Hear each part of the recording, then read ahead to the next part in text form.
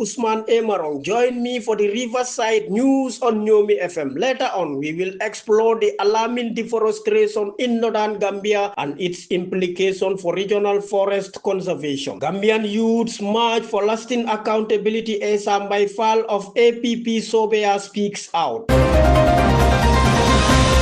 NAWEC and Karpowership ends collaboration. What's next for energy supply? Please stay tuned for details of these stories and more. Many thanks for joining our broadcast and a warm welcome to our listeners across the Gambia. We begin this edition with the escalating deforestation in the North Bank region NBR and its implications for securing the forest in the region. Mamina Sow has the rest of that story. Amid the escalating climate crisis, the alarming deforestation in the North Bank region NBR has posed a grave threat not only to local ecosystems but also to regional forest conservation efforts. What can be done to halt this destructive trend? Governor Lamin Sedikan of the Kerewan Administrative Region during a current affairs radio program on NAWEC FM anchored by Mam Jara Kamara over the weekend has out plans to tackle these pressing issues head on.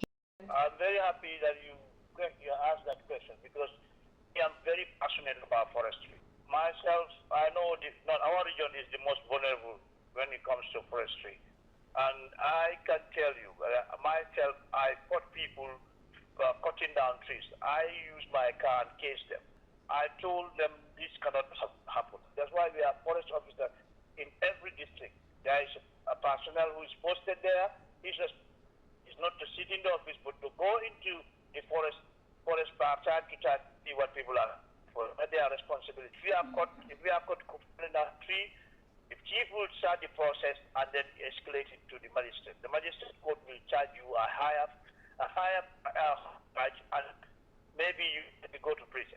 So those are the things that we are doing right now. Mamina Sow reporting there. Meanwhile, we look at the escalating anti-protest by Gala, a Gambian youth-led group which on Thursday took to the streets of Banjul and Serekunda to demand the promulgation of the looted assets of former authoritarian ruler Yahya Jammeh. Here is more in this report by Mam Jara Kamara. In a peaceful demonstration of accountability and hope, an anti-youth-led group called Gambians Against Looted Assets Gala on Thursday took to the streets to demand for a promulgation into looted assets of former exiled Gambian President Yahya Jammeh, with Esam Baifal, a prominent leader of the opposition APP Sobea party, urging the leadership of President Barrow to unconditionally release the protesting youth, whom he said play a vital role in shaping their country's future. Fall, who was speaking to 18 journalists at a press conference held at Sajis Hotel in Senegambia, said the youth who protested are not agitators, but the embodiment of hope for a Gambia that respects the will of the people. The erudite lawyer stated that the arbitrary arrest and detention of youth is unjust or it's an injustice, and his APP Sobea party will not stand by the high while the rights of the youths are violated. Here was Esam Baifal speaking.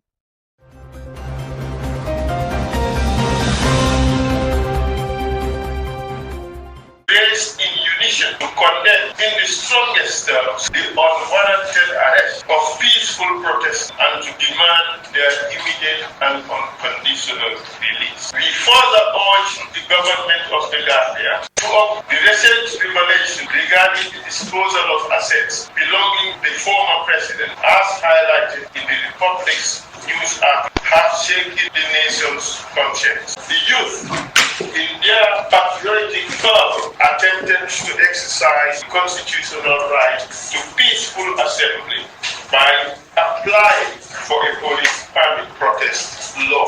The government's denial of this permit and the arrest of these young people represents a significant approach to our democratic ideal. Section 25(1)(d) of the 1997 Constitution of the Gambia guarantees every citizen right to freedom of assembly and association, a fundamental pillar of our country. Moving forward, authorities at the National Water and Electricity Company NAWEC on Wednesday, 7 May 2025, announced the end of their collaboration. Ramadullah Fai completes the story. In a significant shift for the energy landscape, the National Water and Electricity Company NAWEC and Karpowership have announced the end of their collaboration, raising questions about the future of energy supply in the country. This decision comes at a time where reliable energy sources are more crucial than ever, prompting stakeholders to consider their implications for consumers and the overall market. What strategies will emerge to fill the gap left by the partnership, and how will it affect energy accessibility and sustainability moving forward? Well, the one who has an answer to this question is no other than Gallo Saidi, the managing director of NAWEC. Kindly join me in lending him our ears. The realities now are we do not need car power today because we have options. And this business is it's just like a market. You know, you have different salesmen selling the same commodity. So you go and you buy from the cheapest commodity. So that's one of the driving reasons why we decided that we are not extending the contract any further. People were saying in the media that, oh, if car power goes, everything will collapse.